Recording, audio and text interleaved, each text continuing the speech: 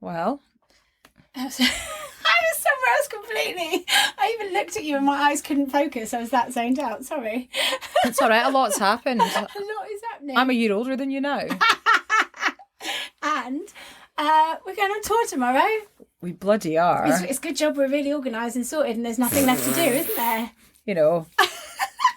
What is it? Mercury's in retrograde or something? Yeah, Mercury's in retrograde. It's fine. It's all fine. Curveballs thrown left and right.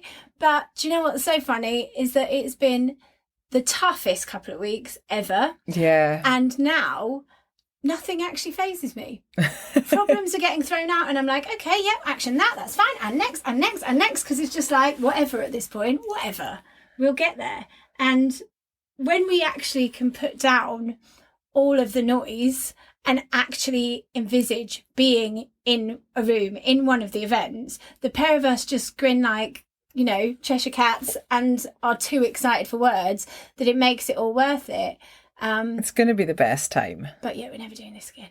Well, we are touring again, but we're never organising it again. Yeah, no, that's more than we need to bite off ever. But what it has taught us, this whole experience, is just quite how ridiculous we are. Not in terms of just like making these grand plans and giving ourselves far too much to do and all the rest of it, but also just in terms of like what we've been doing for this whole year. And I mean, I think we should start with it, really. Yeah, shall we do an intro? Is this not the intro? Well, it is now. ADHDS females, ADHD AF, ADHDS females, the podcast. Hi, I'm Dawn. Hi, I'm Laura, and we are ADHD AF. AF. Seriously. We are two neurodivergent neighbours who moved to the same street at the same time, at the same age, with the same undiagnosed disability. What are the chances? Since discovering the enormous impact ADHD has had on our lives and the horrifying numbers of missing undiagnosed females, it has become our mission to make some serious noise. We want to use our voices to raise awareness, break the stigma, and share our experiences in the hope that they help others. So join us for a chat, or as it's called up here in Aberdeen, a blether. Trigger warning, we will be covering some really sensitive topics, so please do have a read of the description of each episode before listening. It's important to note that we are not medical professionals. We're not therapists or coaches. We're not qualified to offer advice or support. What we will do is share our experiences alongside resources and information from professionals. We will talk over each other and we will go off topic and forget the point mid-sentence. We are both assigned female at birth, which means that we can only speak from the experience of life as AFAB people. However, ADHD AF is an inclusive space. Whatever your gender, you are very welcome here. Yes, you are. ADHDS females, ADHD AF. So this is our penultimate episode of season 1, which has been an entire year of weekly episodes. So it will be 53 episodes. I think it's 5 bonus blethers, 3 activism extras. It's like 60 something episodes. We've just run and run and run and run for a year. It has been a year. I'm like, and who's counting? But yeah, that's wild. Yeah. The thing is, when you're doing it weekly and you're just churning them out, like, you don't really take a chance to kind of take stock of it all. It's just flown by. Yeah, it really has. Yeah. Run and push to just keep up, really. Yeah. And then added so many different moving parts to it as we've gone along, and the more people we've met and the things that we want to do. And it's been a lot. It's been a lot. Yeah. But it's funny because now that it was coming to the end of this year, and I kind of suggested, didn't I? I was like, I think we should have a break. I think we should have a proper break. Yeah. And then do a season 2. And it's almost like these last couple of weeks coming to the finish line is like we've nearly fallen at the final hurdle. Oh my God. Like, it's been so tough. But a lot of good has come out of that. As hard as it's been a lot of good. It's just realizations and stuff, really, isn't it? Just figuring out, like, taking the time to kind of reflect on everything and see what's happening going forward. But what we have realised is the most ADHD thing we've done this season. And what we've realised is that we have been complete and utter massive hypocrites, because we've spent this whole time pushing this message that what you have to do is really look yourself in the eye, identify the ways in which you struggle, accept them. That's how you do it. You go, this is a thing, this is what I struggle with, and I'm always going to struggle with it. This is how ADHD presents in me. And then you put a system in place to support you with it, because you've accepted that you're never just going to get over it. It is always going to be this way. And we have just realised that the most ADHD thing we've done this year is we have not done that. We haven't done that at all. Oopsie. We literally have looked and seen the ways that we suffer from ADHD completely differently, identified them, said that we have them, and then belligerently ploughed through and battled against them every single day for a year. Just kept going. We just kept going. And it has had a detrimental effect on both of our lives. Yeah. And it's really realising that now, and really understanding that, you know, when you look at the perfect example is the morning body doubling, that is something that you identified, that you struggle with, is getting up, realising that every time we share our experiences on here, a load of other people say, I relate, that's me, I've got that too. So it's like, okay, this would be really beneficial in the community, put that out. It has been really beneficial in our community, and it also means that you do get up. Exactly. And that is quite literally the only one that we've even thought to put a system in place and hack. Yeah. We have not supported ourselves. We've tried to support each other, but because we look at things so differently, we've come up against it time and time again. Yeah. Traits that I suffer have almost not been seen as traits. Yeah. And it's just absolutely ridiculous that two ADHDers, like, this is how we are. We're literally going to look at it and not and miss the whole point, miss our own fucking point. That's the thing. It's like we've spent, I think part of the problem is we've spent so much, we've put so much into helping other people that we've kind of forgot to look after ourselves along the way. And that's kind of like defeats the whole purpose of what we're doing. And we came in and we said exactly what we were going to do. We said, I'm going to go in, I'm going to give it my all, I'm going to burn myself out, I'm going to, you know, literally run myself into the ground doing this. And you said, if somebody's going to take the lead, then I'm just going to follow, and I'm going to sit back, and I'm just going to, and that's going to eat away at my self-esteem, because then I can see that person doing more, and it creates a whole cycle. Yeah. And we didn't just do it. We did it 53 fucking times. Every single week. Every fucking week. We did the same thing every week. But, you know, at least we identify that now. Yeah. And that is why we're having this break. That's it. Like we realise that over this year, we've been doing all these things, and we've been trying to keep all the plates spinning, and there's so many areas that we're just not on top of and where we'd like to be, and it's having an effect on us both. And even communicating like what we actually want from it, like where we're going, what we're doing. Going. We've not had a chance to really sit down and talk about it, because all we've been doing is trying to keep the wheels moving, instead of actually being like, right, where are we going? Well, I know where I'm going, but you followed. Yeah. That's what's happened. Yeah. Whereas I thought that we were just going the same way. Yeah. And I think it was something that Zoe touched on last week when she was talking about the forest analogy. Yeah, that's brilliant. And she was saying how we're all in these forests and there's paths for everyone. And sometimes we will see other people on their paths and we'll see them seemingly doing so well. We end up following them on their path and then realising halfway down the path that, oh, maybe this isn't quite the right path for me. Even though I'm having fun and I'm enjoying it and I'm getting things from it, there's just maybe some things that's just not where I want to be at. And then that was kind of a bit of a realisation that I had, and not in any way, shape or form to say that I don't like what we're doing, or I don't enjoy what we're doing, or I don't agree with what we're doing.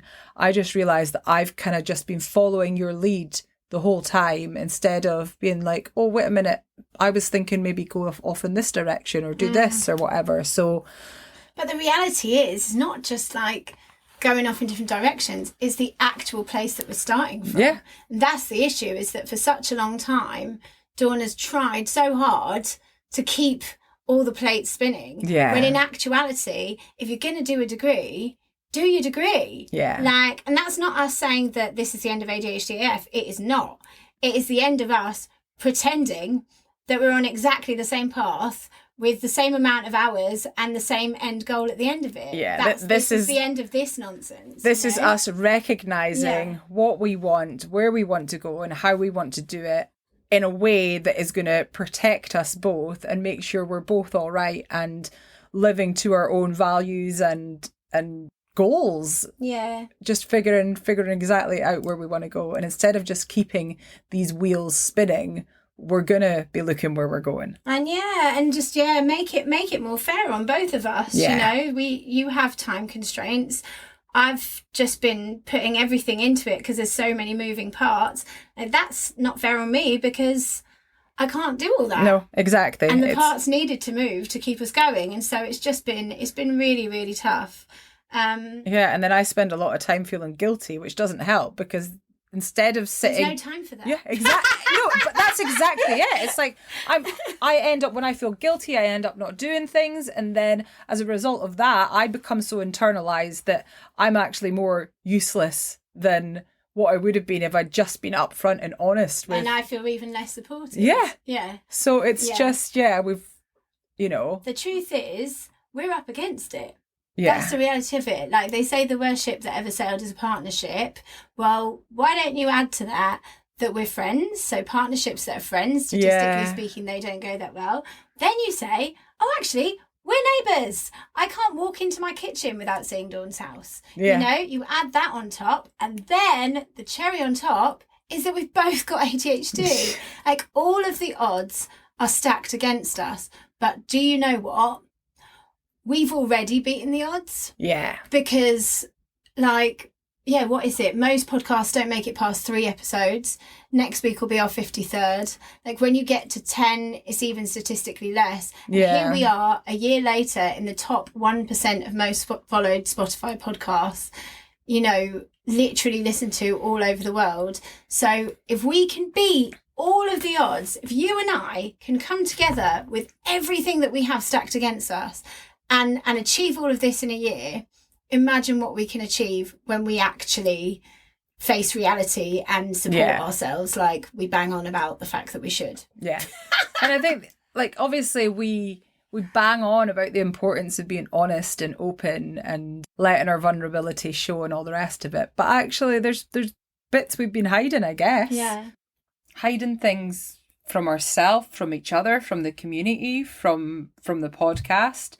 And I guess part of that is when you're trying to be okay for everybody else around you, you want to be vulnerable because you see the importance of the vulnerability and the comfort that it gives people, and you want to be honest with how you feel for the same reasons as that. But when you have this platform and a lot of people are relying on you for a lot of things, it can be hard to be completely honest because you don't want to jeopardize anything.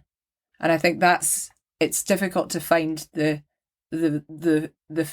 right level of how much is too much. And well, we all know that we struggle with that concept anyway. So Yeah, I think also, like, I've just carried a lot of, like, guilt and shame and anxiety, the idea that the truth that I am privileged. I'm in a privileged position. And so that means that I've taken on a lot more than I should and not, spoken up and been honest about how much I'm doing and how much of the drive and things that we do come directly from me.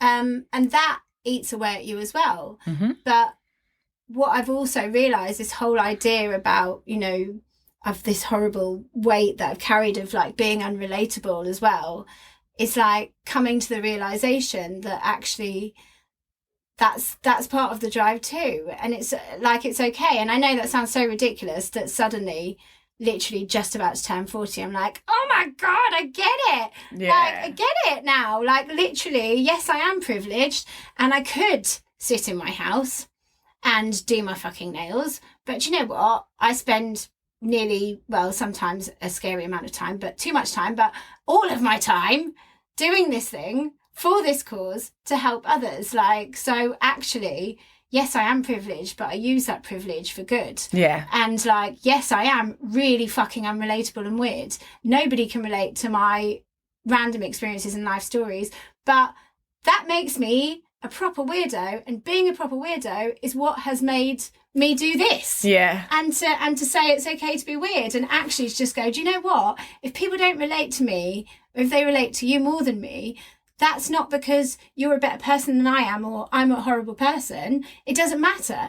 People wouldn't relate to either of us if they had a completely different life to us. Exactly. And at the end of the day, this podcast wouldn't be here for people to relate to either of us if I hadn't have fucking broken my back putting in all the work. Yeah. That I didn't have to do. So do you know what I mean? It's like finding the pride in it and finding the strength in it, and just being like, do you know what? It doesn't really matter if people don't like me, because I know that what I'm doing is doing good in the world, and that makes me feel good. Yeah. Yeah.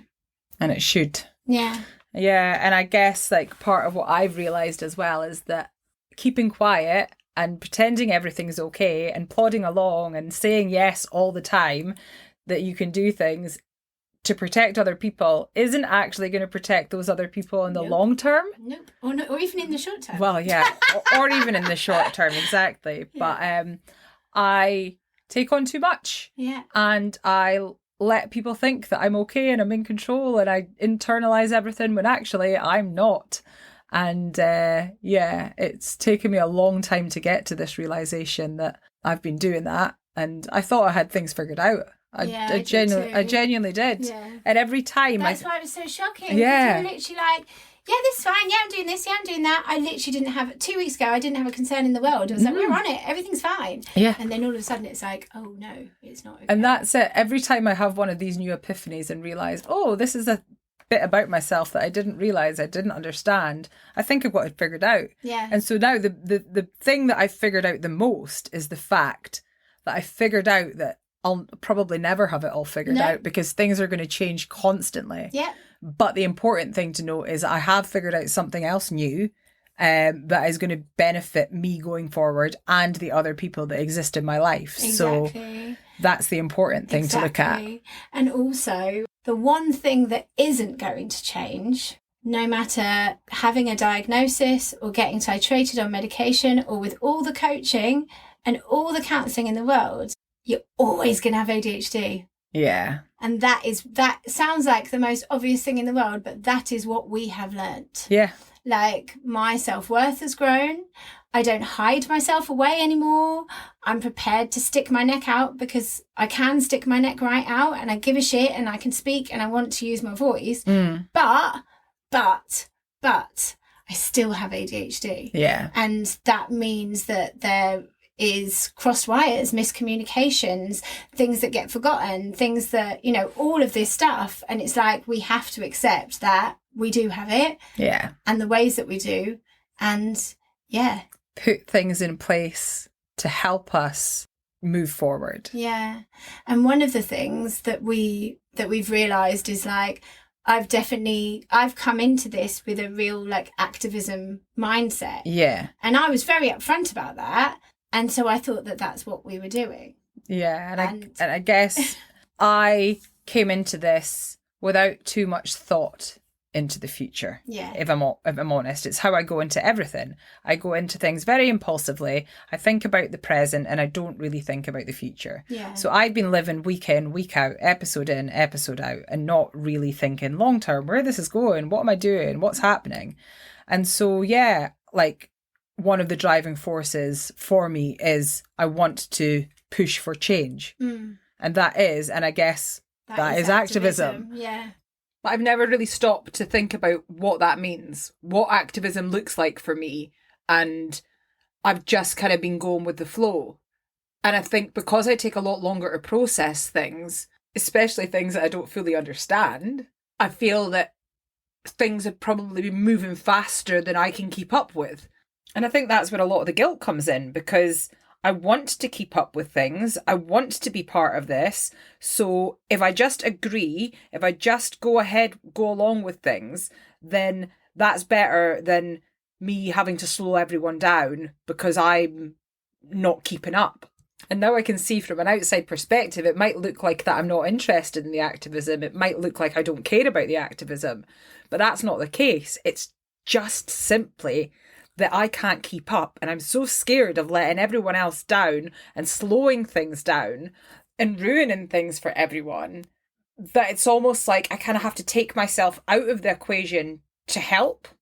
And I guess you could call that self-sabotage. But I think it all comes from a place of fear. Like, the activism scares me, essentially, because I don't feel like I'm the person. I feel like I say, I feel like a bit of a fraud when it comes to that stuff. So I've kind of just run with it, with what we're doing. And it's not that I don't want to do the activism. It's just that I'm scared. Simple as. And I think that in itself, that's the beauty of what we do here. Yeah. You know, apart from occasionally detrimentally masking to ourselves and each other, yeah, we're always honest on this podcast. Yeah. So that's fine, because there's loads of people like that, and I'm like that. I don't fucking know anything about activism. Thank God for Kat. I'm not pretending that I know what we're doing. All I'm saying is, not on my fucking watch. Yeah. That's all I'm saying. Not on my watch. All of these people out here are suffering. What can we do? Yeah. And that's all I'm doing. And that it's that basic for me. And if Kat starts saying something that I don't have a fucking clue what she's talking about, I'll say, tell me, because it's okay. We don't have to know what we're doing. We just have to know that we want change. And, you know, how any of this looks going forward is to come. Yeah. So we hope that this doesn't sound like doom and gloom, because it isn't. This is brilliant. This is massive. This is literally enormous. Yeah, this is huge. This is big realizations for us. And to even be here talking about this on this episode of this podcast is big. Yeah, because it's been tough. It's been a hell of a couple of weeks. Yeah. I honestly thought Dawn was leaving. I thought it was over.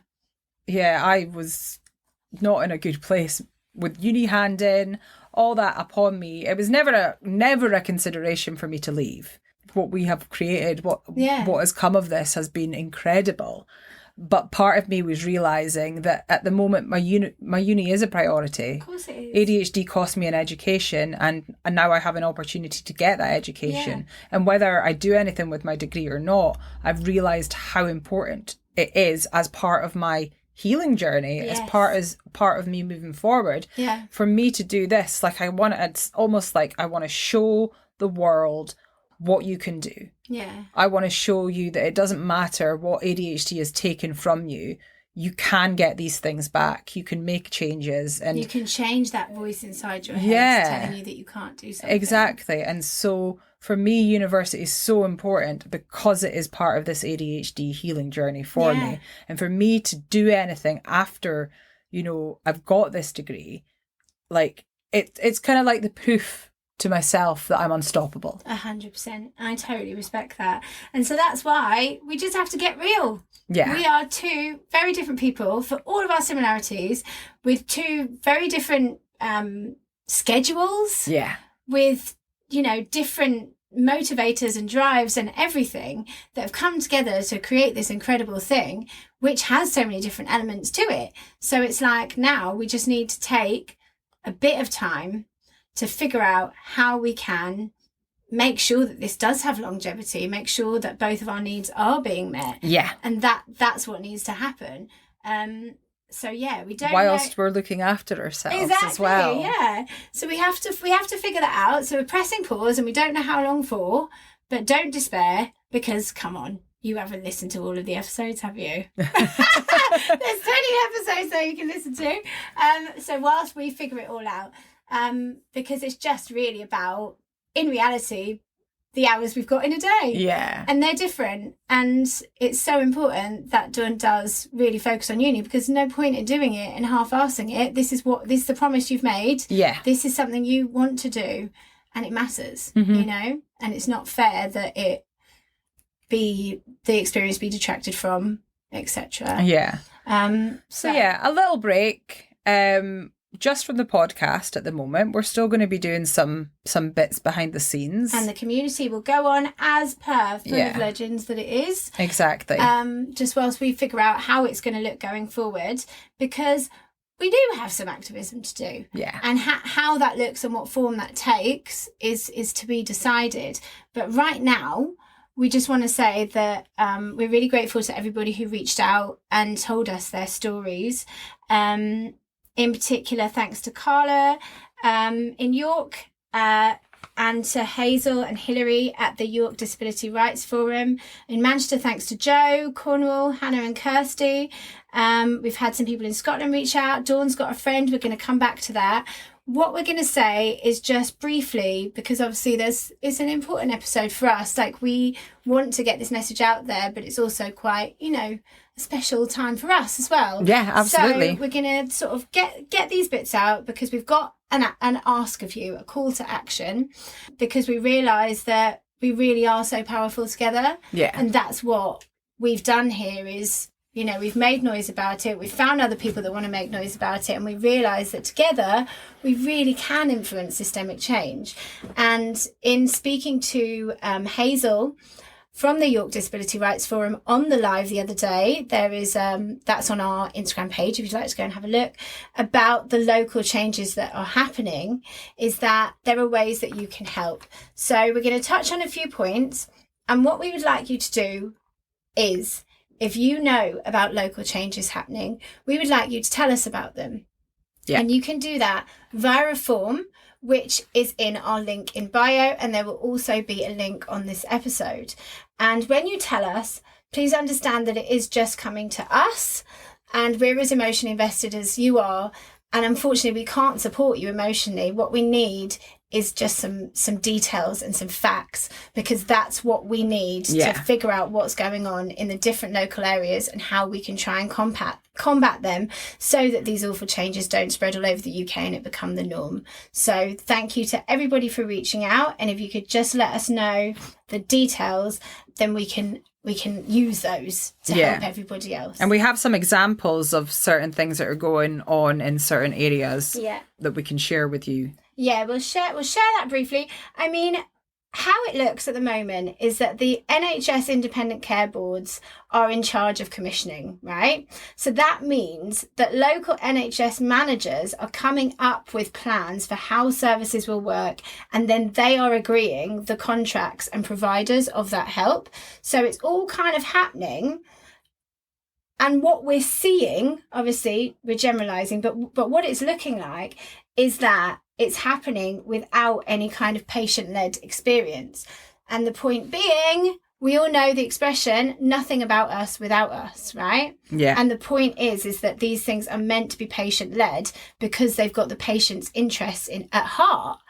And actually what's happening, or what it looks like is happening, is that these new systems are being used as an excuse to save money and actually limit access to the life-changing and in some cases life-saving treatments. Yeah. They're not about helping people. They're about budgets. They're about shortening lists, Yeah. getting people off the lists. They're just taking the access away. Yeah. And like we saw with the York pilot, thank you to everybody who signed the open letter, was that this thing has just been rolled out, which is literally, stopping people getting access to diagnosis. Yeah. And it's so dangerous, as we know. So thank you to everyone who signed that letter.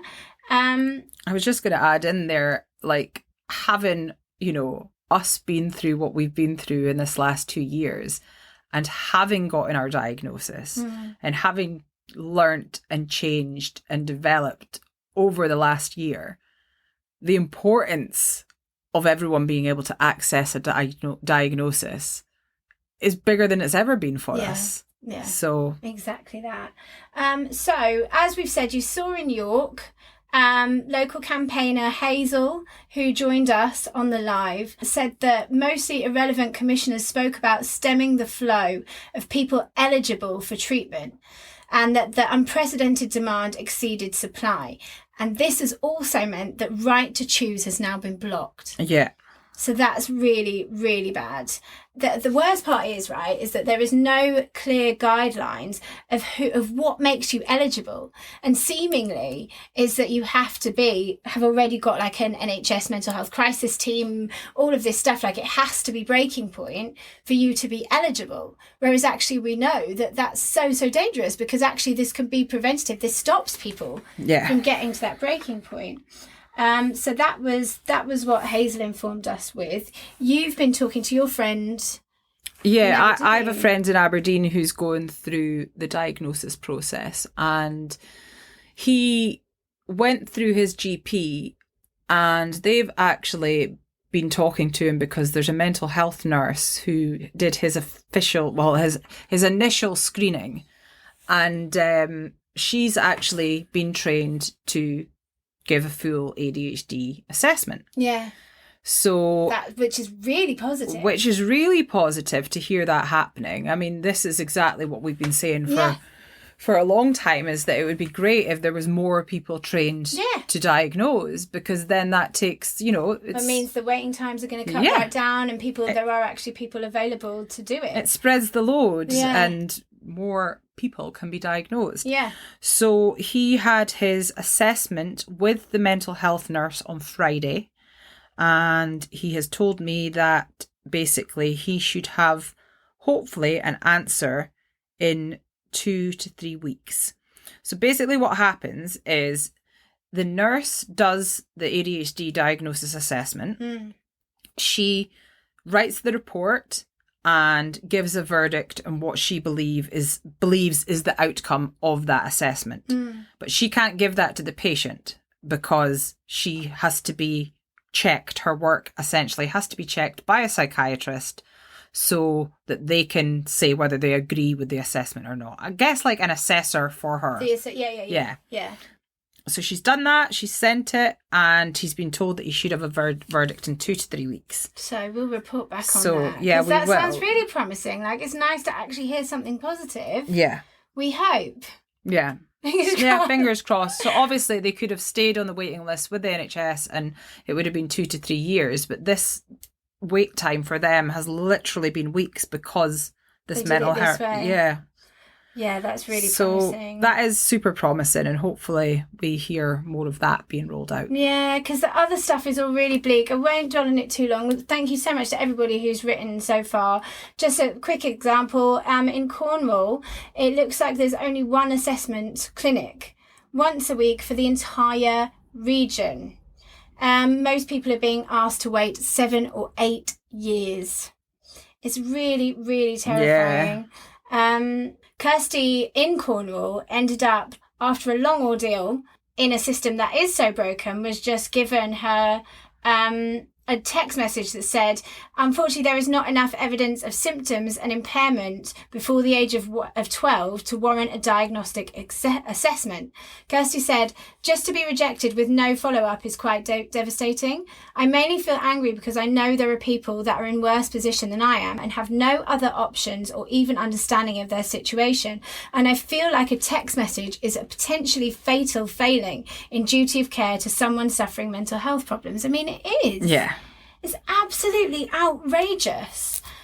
It's, Anyway, in NHS 5 psychiatry and psychology health services, they only conduct neurodevelopmental assessments when there is evidence of a significant coexisting mental health impairment. Although many individuals may benefit from a neurodevelopmental assessment in order to understand themselves better or in order to receive adaptations to educational work, NHS 5 psychiatry and psychology services cannot offer an assessment for these purposes. They said, we are sorry if you feel disappointed by this decision. If you are experiencing difficulties with anxiety or low mood, you may find the following resources helpful. Even if you have a confirmed diagnosis, the focus is always on symptom management, and we do hope some of the above resources are of help. So rather than any kind of official diagnosis or assessment, it is just literally, here you go, help yourself. Read this. Like, that's literally what you're giving people for a neurodevelopmental condition, which can not just destroy your life, it can statistically lead to people taking their own lives. I can't make sense of it, because in the 2010 Disability Act, Yeah. it's a disability. Yeah. Equality Act. That's it. Yeah. Yeah, the Equality Act. And so it's almost like they're just ignoring that Yeah. fact. Yeah. It's exactly that. It's exactly that. It's outrageous. It's absolutely outrageous. And it's got to change. You can't just, they wouldn't ignore any other disability. No, they would not. So And that it make sense. Well, exactly. It doesn't make sense, and we're calling it out. And you know, if we keep coming together and we keep sharing what's going on in the different areas, then we can start coming up with some ways to really join forces and fight these changes, because it cannot go on like this. Yeah. It really can't. Manchester, community member Joe told us that no prescriptions being issued by GPs because local service is closed. The GPs haven't even been told what's happened next. And Lanc UK closed abruptly in February, and that's it. The message that's been given out is just that commissioners are currently working on arrangement for the provision of this service and will notify GPs in due course of the new provider. We are aware this may cause frustration. Administrators will attempt to answer any queries, although they may not be able to currently supply you with the answers at this moment in time. Cheers then! Just, Cheers then! it's like, it doesn't make sense. You can't Here make- you go, just go and pop your life on hold again. Yeah. So we have some other concerns from Wales, hearing a lot of issues accessing assessment but don't know about specific changes. Chester, MP took part in the February debate and said service had closed its doors, need for more information. So if you're in the Chester area and you know anything about that, then please let us know if you've been affected by that in any way. Newcastle, some support services shut and titration appointments dysfunctional. Only 3 available over 18 months in one case. Wow. In Berkshire, medication restricted for some patients. So again, please tell us if that's affected you. Berkshire. What is it? No, I like it. It's how you would say What is it? Berkshire. Berkshire. Berkshire. Did I say Shire? Berkshire. Berkshire. Berkshire. Berkshire? Berkshire. I think it's Berkshire, isn't Berkshire? it? I'm even saying it wrong. Berkshire. Berkshire. Stop saying it. I can't. It's stuck. And finally in Portsmouth. Yeah, so if you're in Berkshire or whatever it is, then let us know if you'd experienced this. And finally, Portsmouth, additional screening to limit diagnosis. At the moment seems to only be children, but again, let us know if you've had any issues down there. So really, there couldn't be a better time to be touring all over the country to raise awareness and make some noise and rally the goddamn troops. Yeah. Because this is affecting us all. Yeah. And we are just being left to suffer.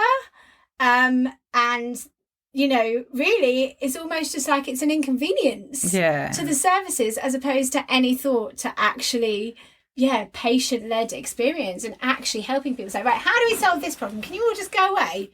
Yeah. That's literally what it seems like. So as Laura said, if there are changes, if there are things happening in your area, then please go onto our link in the bio, fill in the form and let us know so that we can just gather as much information as we can. And we really, really appreciate it. And we're sorry that we can't offer emotional support there. It really is just the details that we need to know. But if you are looking for peer-to-peer support, please do join our community. Yeah. Because that's where we all look after each other and support each other. Yeah. And it's absolutely full of legends. But we'll come back to that in a minute. Yeah. If you are finding this podcast helpful and you're in a position to do so, we are asking that you help us by signing up to our Patreon. In pledges starting at just £4 a month, it will give you access to our We Are ADHD AF community forum, in which we are both active members and we all support and learn from each other. You will also get access to behind-the-scenes content, exclusives, offers, blogs, vlogs, the works, everything in the kitchen sink. Your pledge will also mean that we will be able to continue to put out weekly episodes of ADHD as Females, the podcast. Alternatively, if you would prefer just to make a donation, you can do so by visiting buymeacoffee.com/ADHD as females. We know that our words are helping people in 164 countries and counting. We really appreciate your support in supporting us to continue supporting the ADHD community. If you are ADHD AF and you want more ADHD AF, join the We Are ADHD AF community. www.patreon.com/ADHD as females. So how are you feeling, Donnie? Do you feel better about things? Yeah, of Yeah. course I do. Like, I Yeah. just think it's like, everything just kind of came on at one time, uni Yeah. handing and everything. And And the pair of us were pretending that we don't have ADHD. yeah, we're fine. It's fine. And it's especially on my side, I'm just like say yes to everything and it'll all work out in the end. And a lot of the time it does, but it does make things harder for everybody. So I realised that, you know, I need to take more stock of everything that's going around and actually be realistic with what I can and can't do and the Yeah. time that I have. Yeah. So, And yeah. Tell me, what do you feel like? What are some of your proudest things from doing this? Oh, man.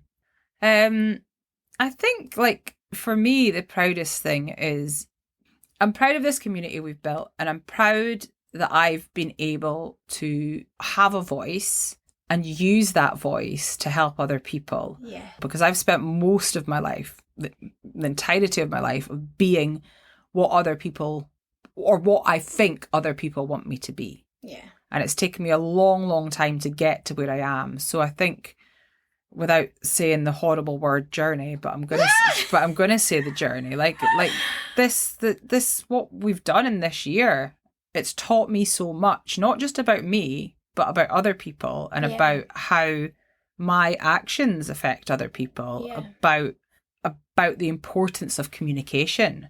Yeah, it's taught me a lot. And I think one of the things that I am most proud of in all of this is my perseverance with my own self-growth, because I want to understand myself. I want to understand why I do the things I do and why I think the way I think and why I act the way I act, so that I can improve and continue to be the best person that I can be, not just for myself, but for everybody that is around me.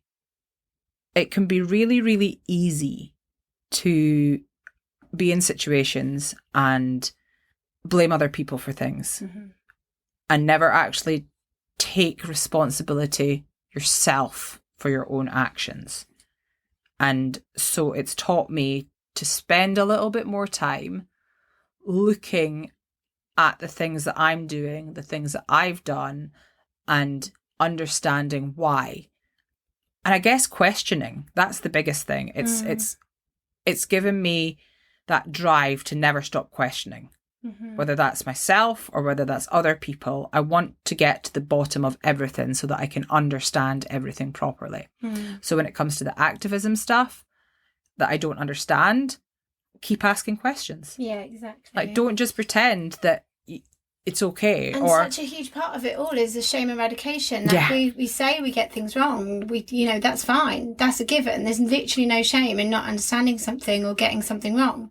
And that's That's it. and that's part of the problem, is I don't ask the questions because of the shame associated with people thinking that I'm an idiot because I spent my whole life thinking I'm an idiot. Yeah. But yeah, it's taught me the importance of being yourself and being honest and always questioning if you don't understand something, to keep doing that. But Yeah. not all I set out to do, but one of the biggest things I set out to do was to help people. And I know that that's happening. Yeah. And Yeah. that's, Yeah. We had no idea how much. yeah. And that's the biggest thing. And I know I can continue to help people. Yeah. So I'm going to do that. And at the same time, I'm going to make sure that I'm helping myself Yeah. in all of this, Yeah. and the people that I work with, Yeah. especially Laura. You know, just looking at the wider picture, the bigger narrative, and helping everybody, including ourselves. Yeah, exactly that. It's it's a funny old thing. I feel exactly the same, and I feel really proud. It's still just really overwhelming, and I can't wait to get on the road, because that feels more real. Like, the messages come in all the time. There's so many all the time, and they're so lovely. But especially when we've had so much to do, and like I say, there are so many moving parts, and the hours just fly by. You don't really get to sit with any of it, and to actually see people in real life and talk to people. It's just the most amazing thing, and I just can't wait to do that. Tickets via link in bio.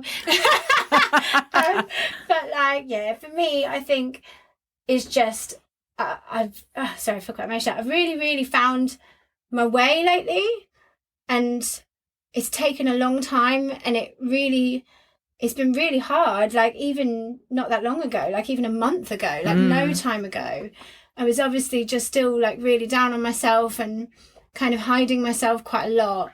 And I've kind of acknowledged that now, and I've realised that it's okay to actually stand in your own power. Like, actually say, no, I can do this, and I will do this, and I have achieved this, and this is who I am. Like, I am that. That's who I am, and that's okay. And, you know, I think it's a lot of it has been connecting with so many other people like us, not just in the community, but on the podcast, you know, like, you know, we're going to do some reflections next week. But like, I think for me, when I wrote the question, like, what is the most dangerous thing? Like, what has undiagnosed ADHD cost you? That is such a big one for me. Yeah. Because it's kind of sets it in two different parts for me, because there are people that say it's money or it's relationships. And that's not to detract from anyone's feelings. It's all relative. Those things can be absolutely devastating. I know both have been for me. Yeah. But it's the answer and how it hits. And my favourite one, not my favourite one, but the one that was like a dagger in my heart, was Dr. Alex Connor. Yeah. When he said peace. And it's hearing those experiences from people has been really, really life-changing for me, because I felt so angry, like the fire in my fucking bones. And sometimes when we're speaking to those people, I can feel the fire in their bones too. Yeah. And the power in it. I just sit here and I'm like, we're going to fucking right these wrongs. Like, we can't change the past, but we're damned if we're going to let it continue. Yeah. And that's how it feels. And that's made me feel really good, because it's not just like I'm some raving loony that wants to burn the world down or anything. I'm not really. But you know what I mean? It's like, actually, there are others like me with that much passion and that much drive and that much, like, to ask the question, what has it cost you? It's cost me everything. Yeah. I said that in episode 1. It may not look, if you look at my life objectively, it might not look like that. But tell you what, peeps, you don't know the half of it. You really don't. There's a lot back there. And so it really has cost me everything. And I fought very hard to be here. And I'm going to fight for the rest of my life so that it doesn't cost people the way that it's cost me. And that's how I feel about it. And it's okay to stand in there. Whereas I kind of like half stuck my neck out and gone, oh, I think this. But then it's like going all the way with it and going, do you know what? No, because I can trust myself now. I know that if I say I'm going to do something, I'll do it. And I can trust my opinions and my ideas and see them through to fruition. Yeah. And that's just been really, really, really life-changing. But for both of us, we're so grateful. Like, obviously, your diagnosis is life-changing. Well, that's it. Like, I wouldn't be where I am today if it wasn't for the kindness of the community. Yeah. If it wasn't for the kindness of the community, if it wasn't for, you know, we started this podcast and, like, I'll be honest, I didn't think about where it could go, what it could do, and where we would be. And every single week it's just been a case of get the next episode out and keep churning and keep going. And I've never really had a chance to sit back and take stock of things. But like, this podcast gave me my ADHD diagnosis. Yeah. Yeah, so if it wasn't for this community, I don't know where I would be with my diagnosis. Maybe still on the waiting list. I might have a diagnosis. Who knows? Probably not, by the sounds of it. But who knows? And at the end of the day, I don't even know if I'd still be at uni. Like, no, you know, this like is it. this, things were as bad as they could be. Really, they were. I genuinely don't know where I would be. So the fact that I'm here doing what we are doing is down to you guys in this community. Yeah. So I am eternally grateful for, you know, for the help, for the support, for the funds to be able to go and get that diagnosis in my time of need. And thank you enough. You know, there's so many people out there, and I wish I could get your diagnosis for you all. But we're fighting to make it easier. And I guess this is the point in where I have this realization, and I'm like, wait a minute, this is what the activism stuff is. This is it. We got there. Honestly, people, I nearly had a nervous breakdown this week when Dawn told me she didn't want to do activism, because I was just like, But Donnie, what are we doing then? I know. This is not what we're doing. It just takes my head so long to process something and figure something out. But yeah, I got my diagnosis from you, and I want you to get your diagnosis from me. And so am I. And so, yeah, like sometimes I really don't understand the activism stuff and it feels like I'm a total fraud. And when I feel like that, I don't have this self-belief to do it. But we are doing it. We are doing the damn thing. And I want people to be able to get the help that they need. Yeah. And so, yeah, here's me just having an epiphany. Yes, Dawn. Oh. Thank fuck for that. But I think part of it scares me is because I'm doing so much with uni as well. I know, and it's and just like, I want to do this thing. Like I do, like I want in my bones, I want to do this thing that I can help other people.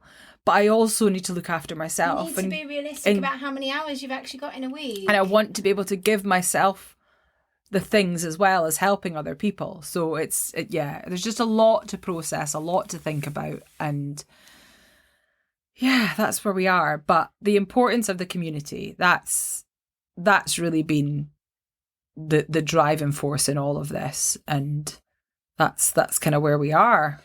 I'd also like to say a massive thank you to Big, Yeah. who is the unsung hero of this podcast. Yeah. Because he's propped me up and kept us going, basically. He's not just had Laura to put up with, but he's had me to put up with as well. Yeah. He didn't sign up to that when he got He married. didn't sign up to this. He's been a fucking star. Yeah. He really has. He really has. So, I mean, we could go on and on. There's so much to say. There's so much I'd love to say. There's still a lot of unpacking to do. Yeah, there's massive amounts of unpacking to do. Epiphanies left, right and centre at the moment. I've realised that my fear of taking my foot off the gas, that we'd be overtaken and that this would all be over, and this kind of heightened, rushed kind of mania in which my brain's been at, is actually because I actually can't. It's actually not about anybody else. I don't actually see myself in competition with anybody else. There's shitloads of ADHD podcasts. There were before we came along. The point is that that's how ADHD presents in me. Yeah. And it's actually acknowledging that that's how fast my brain works and I have to do things at that speed and I can't slow down. And actually being okay with that and allowing myself to be who I am. Do you know what I mean? Yeah. And that's something that I haven't been doing. Yeah. It's just like, oh, I'm getting this wrong and why can't I stop? And it's just like, actually, do you know what? That's how it is. And the fact that I can move at that pace has definitely played a hand in propelling us along. Of course it has. I mean, genuinely, I would have started the podcast if I'd done this on my own. It would have been 3 episodes. Yeah. And I wouldn't have made it past the 3rd one. Like, if it wasn't for you and the speed and the force at which you work, then we wouldn't be where we are. Yeah. And so I'm so grateful for having you here, having you stick by me, having you put up with me. Not at all. And, you know, it's... And likewise, you know, I bulldozed into your life. You've got your family here, you've got your friends here, you've got your life here. I'm alien weirdo person here with fuck all, apart from giant hilarious man, but nothing else. There's nobody else that's taking up my time, and I've just ploughed into this, and that's what I want to do, and that's okay. But you do have a life, and so within that is figuring out how many hours you can actually do, and us building a little team to support us and find the way through. But I'm so grateful to you for everything. I'm so grateful to you for helping me find and own my power. Yeah. Like, I am actually really fucking powerful. I'm cringing even saying it. And not because I have imposter syndrome, but because I have RSD. And I think everyone's going to be like, who the fuck she thinks she is? I tell you what, I fucking know who I am. I know who I am. I know what I'm about. I know what I'm trying to do here. And I'm going to keep doing it. And that's okay. I'm allowed to do that. Actually. You are allowed to do that. Absolutely. And we're both so incredibly grateful to Kat. Yes. For helping us both so much to be brave enough to actually show off our full intentions with activism, for supporting us in something that as a really successful disability campaigner, she knows how to do, and the pair of us don't have a clue between us. You know, thank you so much to her. But the biggest thank you is to the community. Yeah. And that is the unexpected thing that we've achieved here. It was a means to meet a demand. Yeah. It was a means to have an income so that Dawn could not have to work as well, so that we could both put more time into it and I could have more support. And what we've created is the best thing that's ever fucking happened. Yeah, this community is incredible. Like, it was, like Laura said, it was a means to help us continue what we're doing. Yeah. To get some kind of income coming in. To be able to speak to people that wanted to speak to us. Yeah. In a timely fashion. And we just didn't realise how much of an effect they'd have on us, how much of an effect they'd have on each other. Yeah. The importance of... It's literally everything. Yeah, it really is. And that's the driving force. Yeah. Like... This is the bit. That's why, although the podcast has to pause, the community continues, because actually the community is everything, and that is our core, actually. And both in terms of ADHD AF, but in terms of us as individuals, as people, what we need is that peer-to-peer support. Yeah. And we're there for each other every single day. And in loads of people that are the same. And in a world that is very difficult to get any support from for ADHD, we've created this place where you can get that from each other. Yeah. And I think that's quite magical, really. It's by far our proudest accomplishment. Yeah. I just remembered the other day I made a blog post in the community with this quote, and I really just wanted to end on it. So it's a little bit cheesy to end on a quote, but you're going to hear from some other people after us in what is probably the longest fucking episode ever. Sorry to Dawn, who has to edit it. I say don't edit it. Go fucking road. Just stick it up. Well, I'll listen to it. I'll do some editing. It'll be beautiful. It's maybe not going to be my best work, but at this point, we're going on tour tomorrow, so priorities. But yeah, I do want to end with this quote before we hear from some of the absolute legends who have changed our lives. Yeah. So this is from Michael Bernard Beckwith. You can start with nothing, and out of nothing and no way, a way will be made. I'm crying again. It's true though, isn't it? Yeah. That's what we've done. Yeah. We started with absolutely nothing, and we put our heads together, and this is where we are a year later. Sorry. She's lost it. She's gone. We're going on tour tomorrow. We are going on tour, and yeah, it's been some hell of a road trip. And this is one hell of a fucking episode. What is going on? I know. This episode was very much off the cuff. Let's just kind of see tell? what happens. Yeah, you probably can tell. But there's been epiphanies, there's been tears, there's been realizations. But like, yeah, we did start with nothing. We went out on a whim, and we're giving it our absolute all. We have really put everything into this. And even sometimes when it doesn't necessarily look like we're doing our best, the point is that that's the best that we can do. Yeah. And it's accepting that is like, we do have this thing, and some people don't want to call it a disability or a disorder, and that's up to anybody how they see it. But we see how detrimental it is to our lives daily. You know, we battle it daily. So yeah, sometimes our best doesn't cut the mustard, and sometimes we mess up, but we know that we've done our best, and yeah, I'm very, very proud of us. Very proud. Yeah. So let's stop talking and let our community no more members. Tiffany's, no more tears. Let's hear from people that can actually talk sense, which is never us. Let's go. Hi, my name's Kimmy. I'm in my mid-30s and I obviously have ADHD. I first found out it was a possibility in 2019. Everything suddenly made sense, and I was finally diagnosed in May 2022. So I discovered ADHD as females kind of through work. So I do a lot of things with personal branding, and I was going through loads and loads of articles to try and find interesting articles on ADHD. And this article from Aberdeen Live popped up about two neighbours who had ADHD, and they started a podcast about the female experience of having ADHD. So I'm not usually a podcast person. I usually zone out halfway through, can't keep track, etc. But I decided to give the first episode a go, and I found that you guys talk the way that I think. So I was able to stay engaged and feel like I was a part of a conversation, and I haven't looked back since.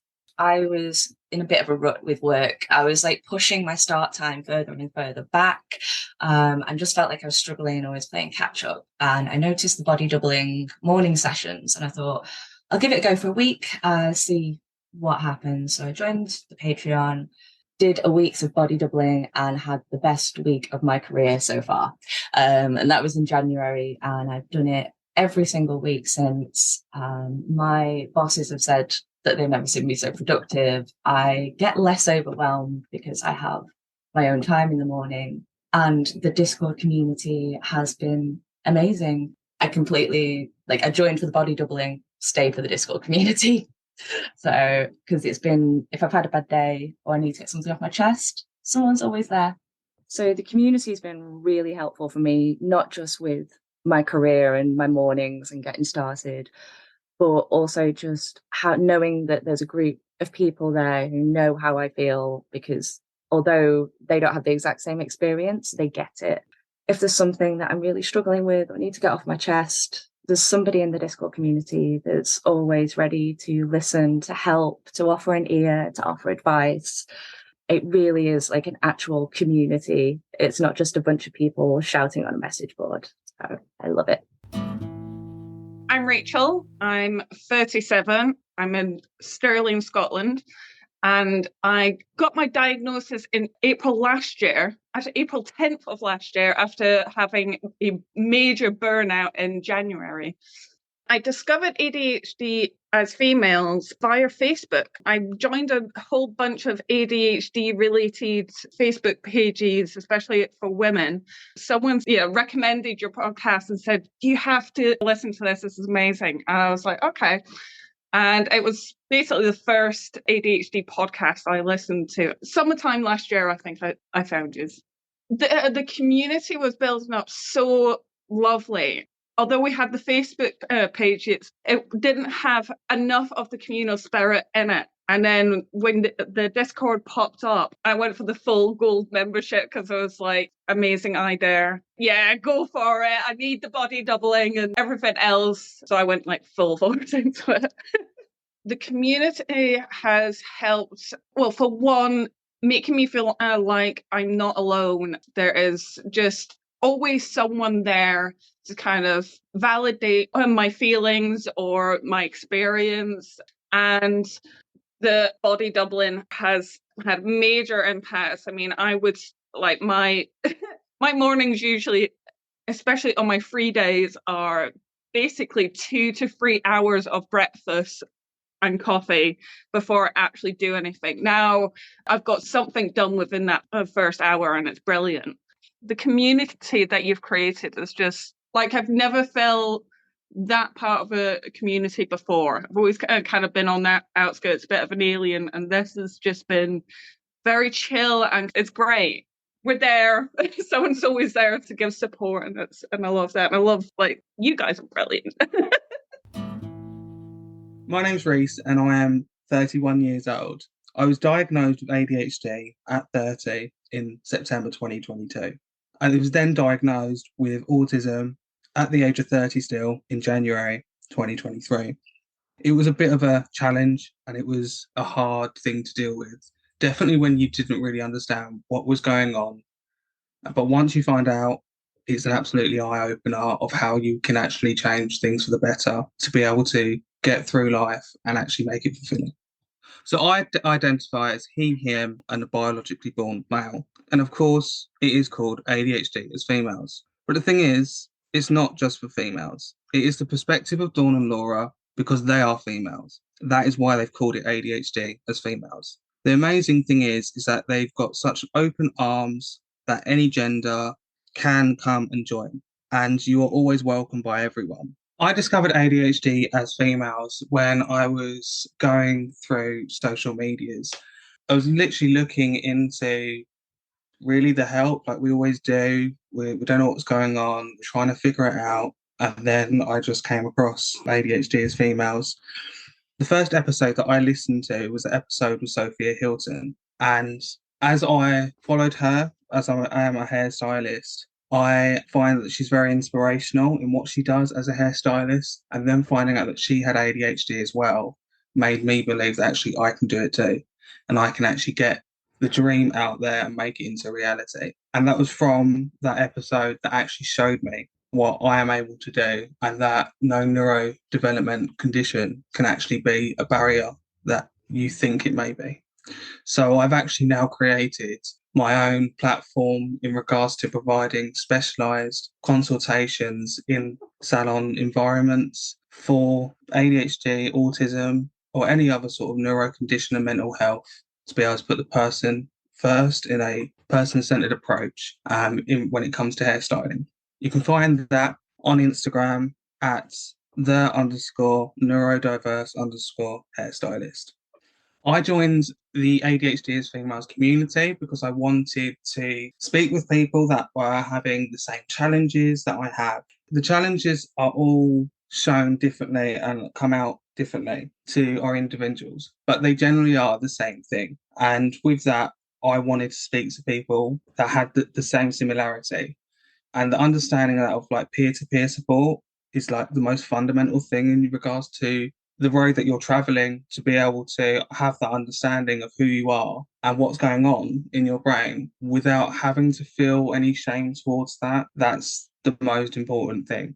What I get from the community is that I'm able to be made accountable for what I need to do to better my life and better myself.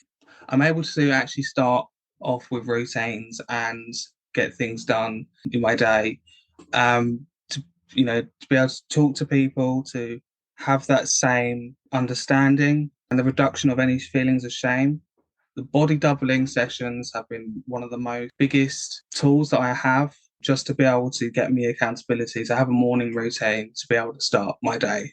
Before that, I was waking up at 11 a.m., 1 p.m. in the afternoon, not knowing what to do, not showering, not brushing my teeth, not eating properly. And now I'm able to get up at 7 in the morning, shower, change, personal hygiene, eat breakfast, and literally get my day going by 8 a.m. Anyone that feels alone and that it feels like it's hard, that nothing's ever going to change, it will. And you've got people out there that understand. And from joining a community or getting that peer-to-peer support, you will get a feeling that actually you're not alone. And once you're able to grasp that, literally the light will start to come. And it's just, actually seeing all this stuff that everyone's doing, and oh my God, like what an actual force everyone is. I mean, the fucking shittest thing about ADHD is that there is not, you've got no confidence and you have so much low self-esteem. And once you're able to build that, oh my God, like you can do anything. And that's the thing that really holds you back. Okay, you're going to forget that you put the kettle in the fridge. So what? It doesn't matter. You're able to run businesses and innovate and stuff like that. Okay, you can't wash up. Who cares? Get someone that can. My name is Sarah. I'm 35 years old. I live in Hamburg, and I was diagnosed last December 22 with ADHD. I discovered ADHD as a topic on social media and got on hook and thought about maybe this is my missing puzzle piece. This could be me. How did I discover ADHD as females? Actually, by accident. I just typed in on Spotify ADHD, and the first suggestion was ADHD AF, and that got me. I was like, okay, I like that. I want to give it a try, and made me curious. But in the first episode, to be honest, I was like, oh my God, these girls talk a lot and fast, but I was in love. It was like I felt connection. I could relate to each word you say. And yeah, a love story was born. I'm really glad that I found you. Why did I join the community? After listening to each episode and binge listening over and over again and feeling the connection, I thought maybe give it a try. Just it's not that much money that you have to pay to get access. But online, I read something about you will have live blathers. And I was like, oh, I get a chance to talk to them. Maybe give it a try and let's see how it goes. And worst thing that could go wrong is like I spent 12 euros and they're gone. And it was the best thing that I ever did. It was really the best 12 euros I ever spent in my whole life. I was flashed by this community. It was really amazing, or is amazing. What impact did it have on me to join the community? This is a tough question to answer because it is going to be a long answer. It has had a really huge impact on me. Like, everything changed. It was the first time in my life that I met people online that got me, and I could read what other went through, and I was so flashed that it was not me that is wrong, or that there is nothing wrong with who I am or how I see things or feel. There are people out there who really get it, and this made a really huge change. It helped me to accept my ADHD way better. The self-doubt that was always there, and the negativity about myself and how I am and what I go through and what I struggle with. It was so relieving to see that other people have that too, and the supporting and caring community itself. So it was there in my darkest hours, and the community helped me really cope with evil situations that I had to face going through the diagnosis process. And just to be relatable and to be understood by others. I felt way less isolated. And in the end, you inspired me to share my own experiences, and you helped me really a lot about that. And now I'm doing my own podcast, which is called ADHSlerin, my own little podcast in German. And you inspired me to do that and helped me to get it started. And I just wanted to share my experience in my mother tongue, because in Germany, we don't have so much people out there talking openly about everything and their experiences, and making somebody else maybe feel less alone. So it helped me keep my sanity. And ladies, you changed my life. Thanks a lot for that. I'm Ali, I'm 40, live in Stirling in Scotland, very newly diagnosed with ADHD. A friend of mine had diagnosed me, as we do, and I was looking for information to prove her wrong and explain to her why I definitely didn't have ADHD. So I basically did like a 6-hour drive home from Wales, doing a deep dive of every ADHD diagnosis episode of every podcast I could find. And within 6 hours was like, okay, maybe she's onto something. And that was where I found your podcast. Interestingly, yours is the one that stuck. And I think there's probably a couple of reasons for that. I think a huge part of it for me, being somebody with a female brain who doesn't always identify with overtly female stuff, the inclusivity statement was a massive thing for me. And I think compared to a lot of other podcasts, it's just a bit more real. It's just that shame eradication stuff. Whereas I think there was a lot of other podcasts out there who were like, so this is how you can help yourself, and this is how you can fix your ADHD. You guys were just a bit more real, I suppose. I think the community is really helpful, because I think it's obviously there's lots of free groups and stuff out there, but I think they can often feel a bit kind of shouting into space.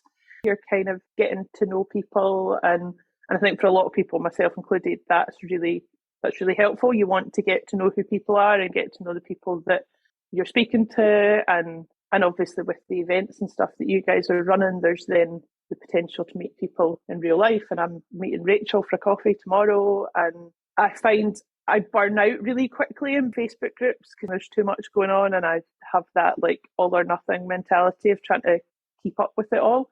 The community just feels a bit easier to feel part of something.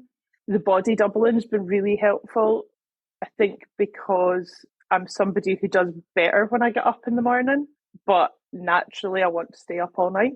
So it's that thing of actually getting up in the morning and seeing other people as well. A huge part of what I now realise was my ADHD, but my mental health and stuff was affected by being a single parent, working from home, not seeing people, and actually just that 10 minutes in the morning of being oh yeah, there's still other people out there in the world is a massive boost for me, and that combined with actually getting up and getting something done with that bit of accountability has been huge.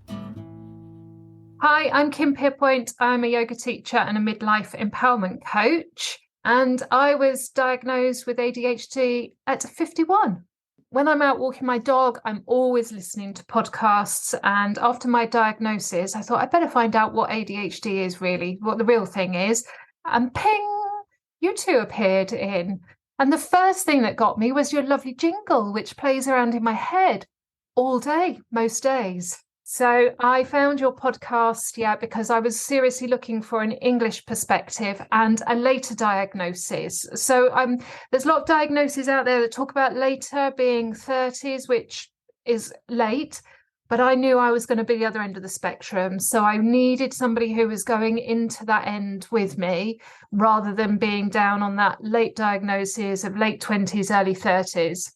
I found you in the first week that I found you, and I just binged your podcast. Suddenly you'd put a message out saying, we're going live on Sunday. We've got such a big announcement, huge announcement. And normally weekends lives I keep away from, but I was obviously free. And you two are bouncing off the walls going, oh, we've started this community. It's going to be this, it's going to be that, it's going to be the other, la, la, la, la, la, la. And I was like, oh, I've done a Patreon and Discord community before. I hope it works. And then you went, and gold members, and this is the cost. And I was like, bang, no brainer, I'm in. I just love the fact that you do it exactly how I do it. So suddenly, like 2 days ago, I'm like, I'm going to run a challenge on stress awareness. And I've got 2 days to promote it. And you guys were like, yeah, we're going to put this group together. It's great. And I could just hear everything that you were doing was exactly how I approached my life, going, it'll sort itself out. And I was like, seriously, these girls are they work just like me. I just love it. The fact that, you can be out there making imperfect action. And that was just exciting. I love the body doubling, the fact that it's mornings, it really ticks my box. Even though we are all on there with a purpose to get things done, get up, get focused, it's just so lovely having that sense of community. And we all get it. And there are moments when, we forget what we're there for, but we all just get it. And I think one or both of you have said many times, it's the right place to be to get each other. Because in other forums, and I'm always a chatty chat box and I have to wind myself in all the time, but I can just see that actually so many people are the same as me, and they just go, well, actually, I've only come in today to wash my hair. Oh, and by the way, I'm going to dye my hair, wash my fingernails, to paint the house, learn Spanish, and I'm just going to take over. And I'm like, seriously, these people are me all over. I think it's just great watching the whole thing unfold, how you two are wonderfully pulling it together and learning on the job. The fact that, you're talking to people, they've been through highs and lows, they've had some really bad times, they've had some really good times. I relate to everybody that you bring on in your podcasts in some way, shape or form, even if it's only just for a millisecond. There is always some gem that I pick up from them. So, yeah, it's been really useful because I know people hyper-focus once they get diagnoses, but the podcast continues to give me the information that I need. My name is Alison Wood. I turn 50 in a couple of months. I was diagnosed December last year, so that's 2022. And I am currently a cycling performance coach, but I have been many, many things over my long lifetime. I joined the ADHD AF community because I was looking for like-minded people, especially like-minded women. I joined a few ADHD Facebook groups, just looking for people that I shared life experiences with and dealing with our systems here in regards to diagnosis and the type of help that we can get. The ADHD AF community is just, it's like you find your people. I met wonderful Ruth at an ADHD event, and we just clicked immediately, and you just know that it's okay, that this is my people now. The body doubling sessions, they work as simple as beforehand with my morning routine. I would end up wasting 2 hours just sitting on my phone, noodling and just not realizing the time was flying by. So having the body double sessions, for me, those first ones in the morning, it just really gets my day started. And I'm not wasting time, and then I don't get disappointed with myself and then just sit there for another 2-3 hours. Yeah, and they've just been so supportive, and we know that we're all going through very similar things. My name's Lizzie. I'm 30. I live in Birmingham.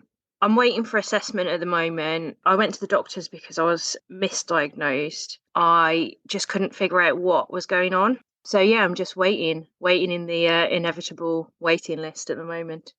I discovered ADHD as females last year through diving into the enormous rabbit hole of finding out what on earth ADHD was and how the hell at 30 years old I could have missed it my whole life. I just wouldn't believe it because there wasn't anything that felt relatable until I found the podcast. And I just remember thinking, oh shit, yeah, they've got me. Yeah, I'm in the clubhouse. There's no doubt about it now. I joined the community because without any real official support available, certainly not for a long time coming, I felt like hearing what other people had to say and sharing my experiences just seemed like the most sensible way forward to try and navigate it now rather than having to wait for such a long time and sitting in limbo. Whenever I've dealt with any massive kind of paradigm shift in my life, I always get this urge to try and channel it into something a bit more productive, definitely to like engage with other people because that's so helpful. And I think it gives me a little bit of agency over whatever the thing is as well. People have been so supportive in the community, but I think the biggest attraction was just being able to share with other people. The community has put the fire back into my belly, really, to start pushing for change, to get those proper provisions and equal access to them. It's kind of led me to learn a lot more about those gaps in services, especially like in people's workplaces, things like that. I'm a union rep. That's kind of part of my job. And that's something that really motivates me. I think, there's such a massive imbalance at the moment. People are really, really suffering. So that's something that I really want to build momentum for because something that I realised when I joined the community is how much I bloody love a cause. It's something that's just motivated me my entire life, like my career, my hobbies, and I never realised that that was what it was. And that kind of need for a cause, sharing with the community has given me a lot of motivation to kind of try and help other people.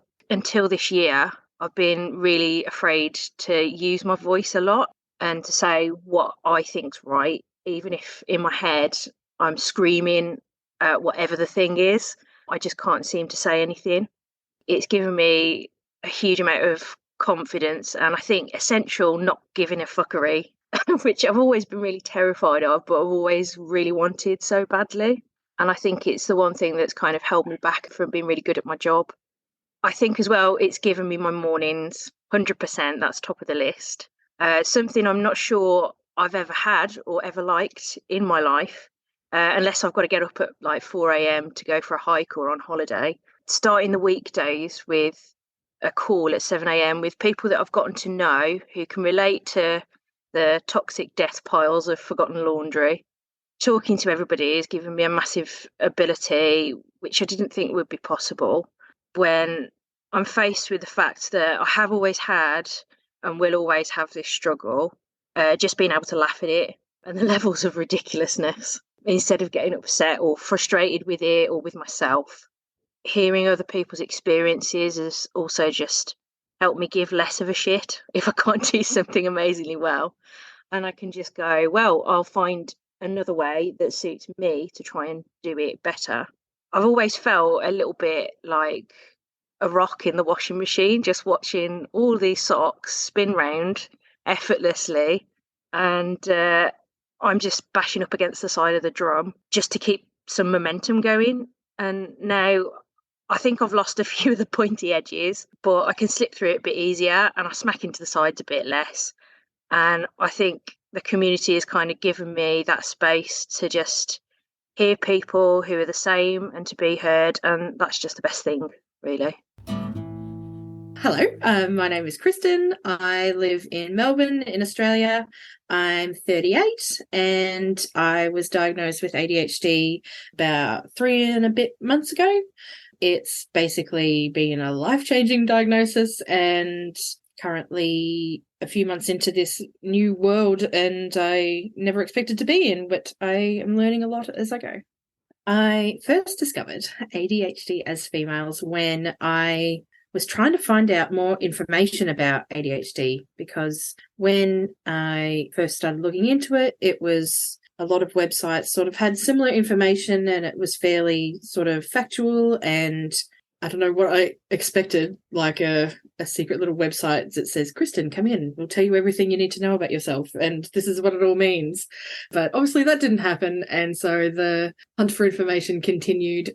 I was looking on Spotify, and then as I typed in ADHD, your podcast came up, and it was so amazing because it wasn't the website that I envisaged would appear, but it was your amazing podcast, which sounded so much like all of the things that I have in my head and thinking about, and the way my brain works. So it was amazing to come across your podcast, and and that's how I discovered you. I decided to join the ADHD AF community because I guess I didn't really know anyone close to me with ADHD, and it was amazing to come across this community that kind of spoke my language that I have never experienced before.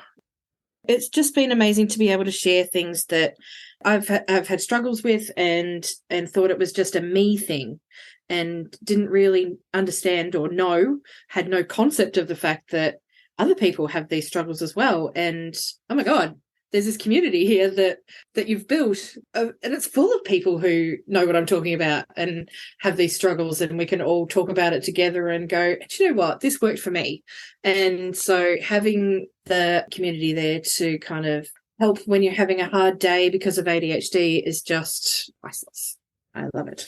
The impact that the community has had on me is just enormous. It feels like my whole life has changed because in particular the chats on Discord where you can share something and know that someone will go, yeah, I struggle with that too, or yes, I've had that win as well and it felt amazing. And it's just been so good, and body doubling has really changed everything for me, being able to have people who are on the Zoom call and we're all doing stuff that we might sort of struggle with, and some kind of brain magic happens and we're able to do the things because we're together. And it's like I've spoken English out loud my whole life, but in my brain I've been talking a different language, and now to find that other people have been talking the same different language, and it's like, oh my God, you're my people.